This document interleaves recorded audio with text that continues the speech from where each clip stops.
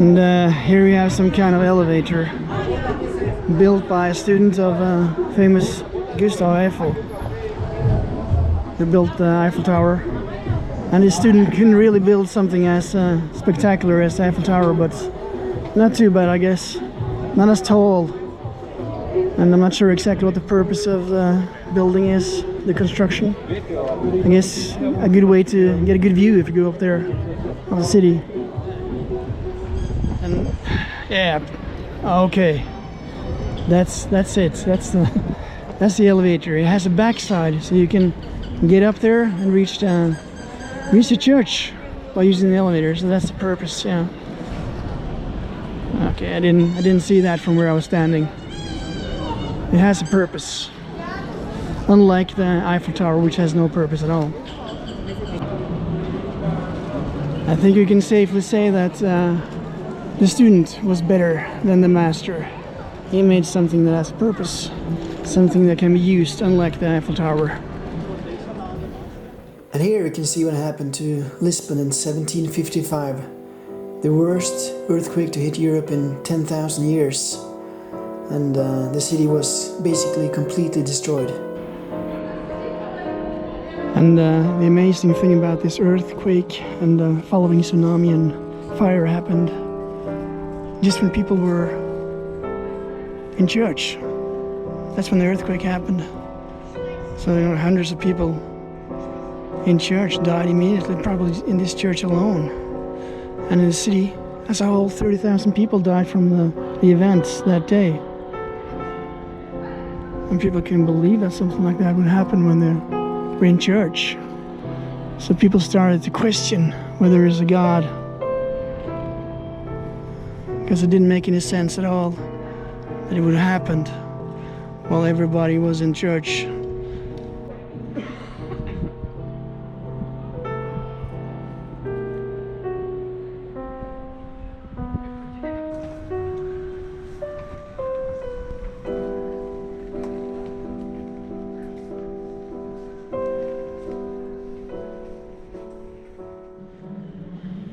Here's a library and a mummy from Egypt. Scary. But look over here, even more scary and very creepy. Two small kids, mummy kids from Peru. This is very scary. I prefer to read about things like that in books. I don't want to see something like that. I need to leave, get out in the sun. And here are tombs. I need to get out, get some fresh air. Too creepy.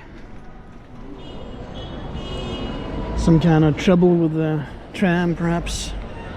Maybe I can do something to help. Anywhere we could have gone. Okay, what's going on here? Technical problems. Looks like they're fine. They don't need my help.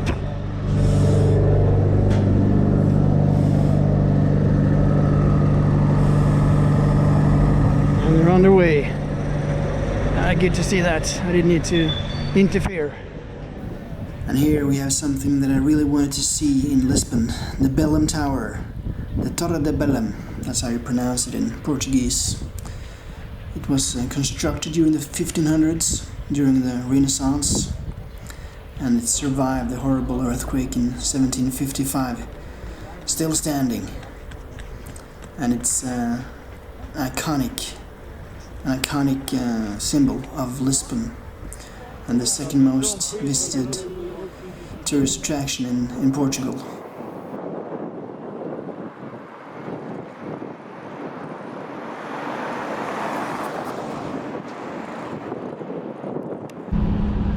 This here is a very interesting place. This is where the royal palace used to be before the earthquake and 12-meter high tsunami destroyed the entire area. So these buildings were constructed after that event, all in the same style, the whole area. But this is where the royal palace used to be, and the loss of that royal palace was a horrible disaster for European civilization. There was a library here, Lots of information from the explorers like Vasco da Gama. All that was lost. The Royal Archives, everything gone. So can be compared to the destruction of the library in Alexandria back in antiquity. Horrible blow to European civilization.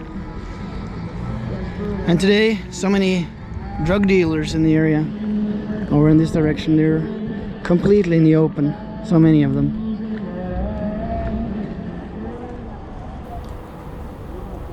One thing you notice here in Lisbon are the strong winds at certain locations. And that wind was the reason that the fires that came after the earthquake and the tsunami was so bad. The fire did much more damage than the earthquake or tsunami did. It was a firestorm. Hundreds of smaller fires became one huge fire. A true nightmare. After the fire, people became desperate. No food, no shelter. Lisbon was gone. There is plenty of evidence that cannibalism occurred. Probably it happened often. People were eating each other. To stop this, the Marquis of Pombal, the main man, called in the military, and they built gallows all over the city. He brought order to the city, but he also brought back the Inquisition, and people were thrown on the fire once again. Another nightmare for the population of Lisbon. You never know what's around the corner here. Could be some surprises like this. Roman theater, archaeological sites. And as I walk here past the Roman theater, not much left. And imagine all the stories, you know, the actors and actresses. Nobody knows what took place here, all the drama. I'm sure it was even a surprise that there was a Roman theater here at all, completely buried. Strange to think about.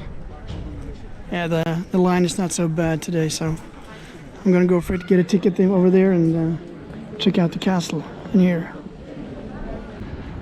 It's definitely a great view from up here, from the castle walls.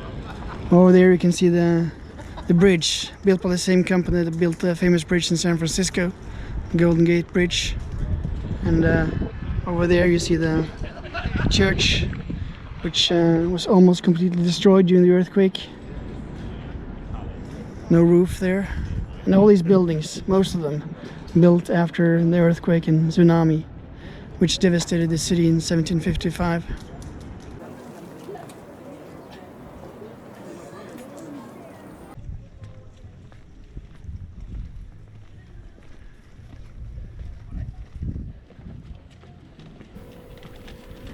The first fortification here dates back to the 1st century BC, and obviously the place has played an important part in the history of Lisbon.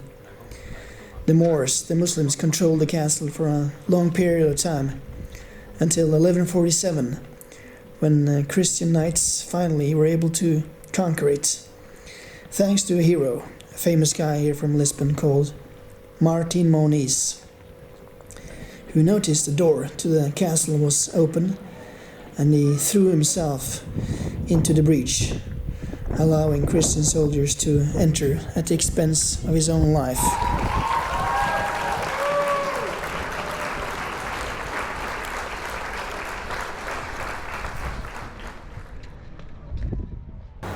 Yeah, that's trouble for sure. I'm not sure what it's about, but